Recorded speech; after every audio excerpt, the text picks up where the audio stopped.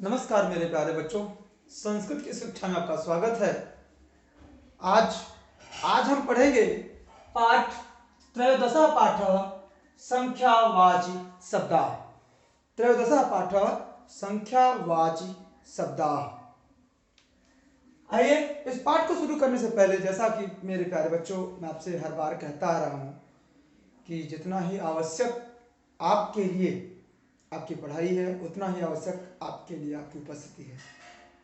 तो उसके लिए आपको करना क्या है वो मैं आपको बताता हूँ। सबसे पहले जैसे ही वीडियो अभी आप यहाँ पे देख रहे हैं, यहीं पर अपने वीडियो को आप पॉज कर देंगे, रोक देंगे, स्टॉप कर देंगे और रोकने के बाद आप सबसे पहले टिप्पणी के स्थान पर कमेंट बॉक्स में अपना नाम, कक्षा और वर्ग लिखकर हमें सेंड कर देंगे।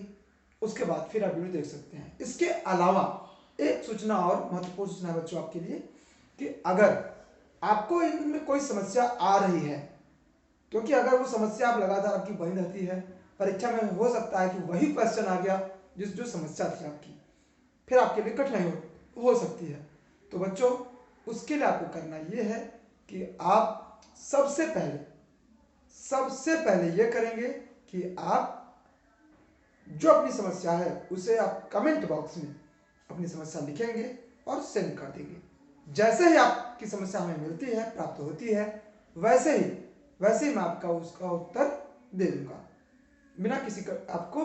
फिर आपकी जो समस्या सॉल्व हो जाएगी और आप निर्बाध रूप से बिना किसी समस्या के अपनी पढ़ाई को आगे बढ़ा पाएंगे। आइए अब हम कक्षा को प्रारंभ करते हैं। सबसे पहले तो हम शब्दार्थ देखते हैं। मेरे प्यारे बच्चों, आपकी कक्षा में, आपके सिलेबस में आपके लिए 1 से लेकर 10 तक की गिनती को रखा गया है। क्योंकि आप कक्षा 5 के विद्यार्थी हैं तो 10 तक की गिनती को रखा गया है। तो आइए हम देखते हैं। एका माने बच्चों होता है एका माने एक। आगे है द्वौ माने होता है दो। यहां मैंने हिंदी और अंग्रेजी दोनों संख्याओं को लिख रखा है। यहाँ 1, यहाँ 1, यहाँ 2, यहाँ 2, यहाँ 2। तो एक माने 1, 1 1। दो माने होता है 2 या 2। आगे है त्रय माने 3 या 3। आजकल हमारा जो परिवेश है वो ज्यादातर बच्चे ऐसे हैं जिनको अगर आप हिंदी की संख्याओं को बोल देंगे 1 2 5 8 50 68 69 58, तो बच्चे समझ नहीं पाते हैं। तो मैंने आपकी सुविधा के लिए इसीलिए मैंने दोनों अंकों को लिख रखा है। 1 2 3 4 5 6 7 8 9 10 और यहाँ 1 2 3 4 5 6 7 8 9 10, ताकि आपको अंकों का जानकारी भी हो जाए और समस्या भी न हो। तो त्रय माने 3 या 3। चत्वारः माने 4 या 4। पंच माने होता है 5 या 5। खट माने 6 6। सप्त माने होता है 7 अष्ट माने 8 9 माने होता है 9 या 9 10 यहाँ पे 10 और 10। बच्चों हिंदी में भी आपको मैंने गिरकार इसलिए दे रखा है कि आप इसको जो शब्दार्थ है इसे उत्तर पुस्तिका में लिख करके याद करेंगे। इसके अलावा आपको एक काम और करना है कि आपके उसी पाठ में कुछ और शब्दार्थ दिए गए हैं, उसे भी आपको लिखना है। तो लिख करके उसे भी याद करना है। और एक गिरकार उन्होंने दिया है 1 से 10 तक की जो गिनती है उसको, 1 से 10 तक की गिनती को हिंदी शब्दों में भी लिखना है। संस्कृत शब्दों में बल्कि हिंदी शब्दों में। गिनती को हिंदी शब्दों में भी लिखना है। लिख करके उसे याद करना है और लिखने का प्रयास करना है। मैं अंतर बताता हूं। यहाँ पे बच्चों संस्कृत में आप ये कहेंगे सर यहाँ भी तो 9 हिंदी में लिखा है, संस्कृत और हिंदी में क्या अंतर है? तो अगर हिंदी में हम लिखेंगे तो ये 9 हो जाता है, नव नहीं 9। हिंदी में 9 माने होता है नया और संस्कृत में 9 माने होता है 9। तो दोनों में अंतर है। और जैसे यहाँ पे 10, यहाँ पे सबसे शरीफा वाला सा है और हिंदी में लिखेंगे तो स से सरलता वाला स हो जाएगा। आगे बच्चों शब्दार्थ में फिर से हम आगे बढ़ते हैं। सिंघाह, सिंघाह माने शेर। आगे है अजा, अजा माने बकरी, अजा माने बकरी। पत्राणी, पत्राणी माने पत्ते, पत्राणी माने पत्ते। अश्वाह, अश्वाह माने घोड़े, अश्वाह माने घोड़े। बच्चों यहाँ पे कल्पना सिंघाह यहाँ बहुवचन है, सिंह माने भी शेर होता है, यहाँ बहुवचन है। तो हम थोड़ा सा इसको लिख देते हैं, आपको इंगित कर देते हैं यहाँ पे बहुवचन।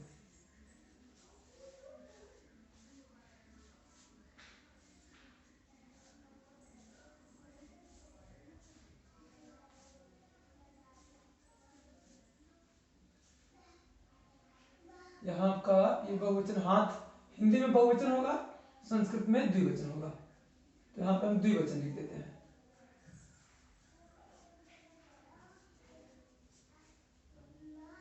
महिला माने महिला और कर्ण माने कान, ये भी द्विवचन है।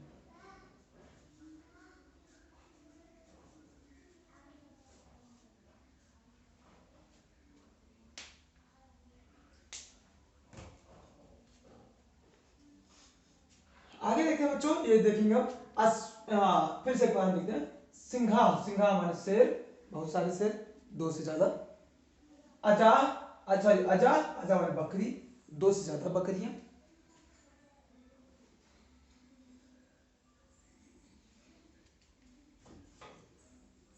यहाँ बकरी की जगह हम कर दें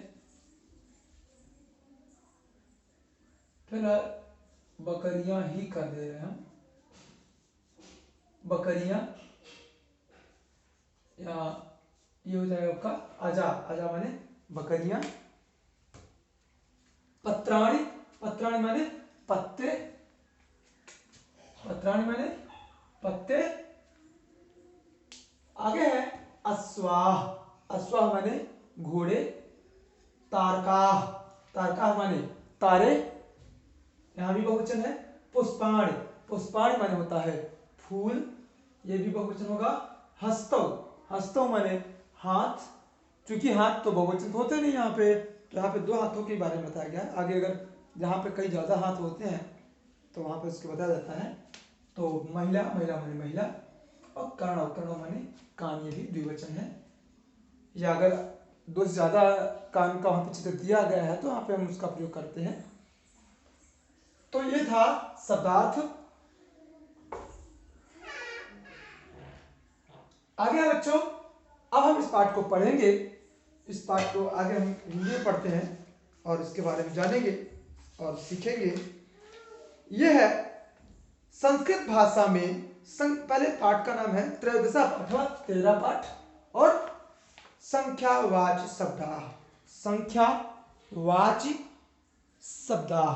संख्यावाच माने होता है वाचक, संख्या को बताने वाला शब्द, नंबरल्स इंग्लिश में उसे कहते हैं। संस्कृत भाषा में 1 से 4 तक की संख्याओं का प्रयोग तीनों लिंगों में अलग अलग होता है। संस्कृत भाषा में 1 से 4 तक की संख्याओं का प्रयोग तीनों लिंगों में अलग अलग। बच्चों आपको याद रखना है कि जब संस्कृत में 1 से 4 तक की संख्या,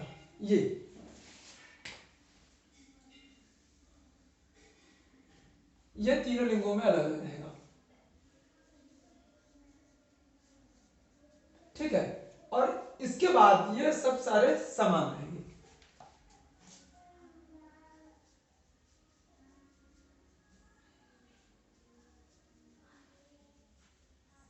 और ये बच्चों का समान रहेगा, ठीक है। मतलब कहने का मतलब यह है बच्चों, समझना आपको क्या कि जैसे एक है, संस्कृत में पुल्लिंग है, पुल्लिंग में हम क्या कहेंगे एकः, पुल्लिंग क्या कहेंगे एकः। लेकिन अगर एक स्त्रीलिंग हो गया तो वहां पे हम बोलेंगे एका, क्या बोलेंगे एका। और अगर वही नपुंसक लिंग हो गया तो एकम। संस्कृत में लिंग 3 होते हैं, पुल्लिंग, स्त्रीलिंग और नपुंसक लिंग। पुल्लिंग, स्त्रीलिंग और नपुंसकलिंग। तो उसमें अगर एक शब्द है, एक अगर पुल्लिंग है तो एकः, स्त्रीलिंग है तो एका, और नपुंसकलिंग है तो एकम। जैसे अब बालक है, आपके किताब में भी दिया गया है बालक है, देख सकते हैं आप। अगर बालक है तो अब बालक तो पुल्लिंग है, तो यहां पे क्या बोलेंगे, एकः बालः, एक बालक। अगर वही स्त्रीलिंग हो, जैसे बालिका है कोई, तो एका बाला या एका बालिका। ठीक है। आगे है, अगर एक पुस्तक है, जो कि पुस्तक नपुंसकलिंग है, तो उसमें क्या करेंगे हम, एकम पुस्तकम, एकम पुस्तकम। आगे है द्वौ, द्वौ माने दो, दो माने दो, दो, दो हाथ, दो हाथ, दो, दो माने दो। तो अगर अब देखिए स्त्रीलिंग, उसमें भी क्या होगा, इसमें भी इसी तरह से अंतर होता है बच्चों, कि जब मैंने आपको बताया कि 4 तक की जो संख्याएं हैं उनमें परिवर्तन आता रहता है। तो अगर यहाँ पे जैसे द्वौ, दो माने दो, तो अब देखिए यहाँ पे अगर पुल्लिंग है, हाथ क्या है, पुल्लिंग है, तो यहाँ पे द्वौ हस्तौ, और अगर स्त्रीलिंग होगा तो द्वे, और नपुंसकलिंग होगा तो द्वे। देखिए जो दो है, संख्या दो, संख्यावाची दो जो है, वो पुल्लिंग में तो दो रहेगा, लेकिन स्त्रीलिंग और नपुंसकलिंग में समान रहेगा। तो द्वौ हस्तौ, जैसे द्वौ हस्तौ स्त्रीलिंग में द्वे माले, और नपुंसकलिंग में द्वे नेत्रे। आगे है बच्चों संख्या 3, त्रयः। अगर इसे संस्कृत में अगर पुल्लिंग है तो त्रयः, और स्त्रीलिंग है तो तिस्रः, और नपुंसकलिंग है तो त्रीणि, त्रीणि, त्रीणि, त्रीणि माने तीन, त्रीणि माने तीन, याद रखना है आपको इसमें भी। तो त्रयः माने जैसे पुरुष है, 3 पुरुष हैं, यहाँ पे आपकी किताब में दिया भी एग्जाम्पल, उदाहरण दिया हुआ है। अगर 3 पुरुष हैं तो त्रयः पुरुषाः, 3 पुरुष। 3 महिलाएं हैं, चूंकि स्त्रीलिंग है, तिस्रः महिलाः। अगर पुष्प, चूंकि नपुंसकलिंग है, तो वहां पे क्या होगा, त्रीणि पुष्पाणि। आगे है शेर, शेर पुल्लिंग है। अब 4 शब्द है, 4 शब्द को हम कैसे करेंगे, हमने पहले बताया कि यही 4 तीनों लिंगों में अलग अलग होते हैं, 1 2 3 4, तो चत्वारः माने 4। तो अब अगर पुल्लिंग रहेगा तो चत्वारः, स्त्रीलिंग रहेगा तो चतस्रः, और नपुंसकलिंग रहेगा तो चत्वारि। याद रखना बच्चों, इस बात को आपको याद रखना है। तो चत्वार सिंहाः, पुल्लिंग है तो चत्वार सिंहाः, 4 शेर। अब चूंकि अजा जो बकरियां हैं वो स्त्रीलिंग है, तो उसमें क्या करेंगे, चतस्रः अजाः, 4 बकरियां। चत्वारि पत्राणि, चत्वारि पत्राणि नपुंसकलिंग है, पत्ते जो है नपुंसकलिंग है, तो चत्वारि पत्राणि, 4 पत्ते। आगे है विशेष संख्या 1 से 4 तक लिंग अनुसार भिन्न रूपों में होती है, लेकिन 5 से सभी लिंगों में समान रूप रहता है। जैसा कि हमने आपको पहले ही टिक कर दिया है, आप देखिए 5 से ये सारे लिंगों में समान रहेगा, इसमें फिर कोई परिवर्तन नहीं, केवल 4 तक रहेगा कि एकः, एकः, एका, एकम, ये बदल जाएगा आपका, द्वौ द्वे द्वे, त्रयः तिस्रः त्रीणि, चत्वार चतस्रः चत्वारि। लेकिन पंच में समान रहेगा, पंच में चाहे वो स्त्रीलिंग हो, पुल्लिंग हो, नपुंसकलिंग, सब में समान रहेगा, पंच ही रहेगा। पंच बालिका, 5 बालिकाएं। खट अश्वाः, खट माने 6, अश्वाः माने घोड़े, 6 घोड़े, 6 घोड़े। सप्त तारकाः, 7 तारे, 7 तारे। अष्टः पुष्पाणि, अष्टः माने 8, पुष्पाणि माने फूल, 8 फूल। फूल। नव फलानि, नव फलानि, नव माने नौ, फलानि माने फल, नौ फल। दश, दश, दश लताः, दश लताः, 10 लताएं। लताएं मतलब समझते हैं आप लोग। और इसमें जो शब्दार्थ दिए हैं बच्चों देख लीजिएगा। एका माने एक पुल्लिंग, एका माने एक स्त्रीलिंग, एकम एक नपुंसकलिंग, त्रयः 3 पुल्लिंग, तिस्रा माने 3 स्त्रीलिंग, त्रीणि माने 3 नपुंसकलिंग, लता माने बेलें यहाँ पे, और चत्वारः माने 4।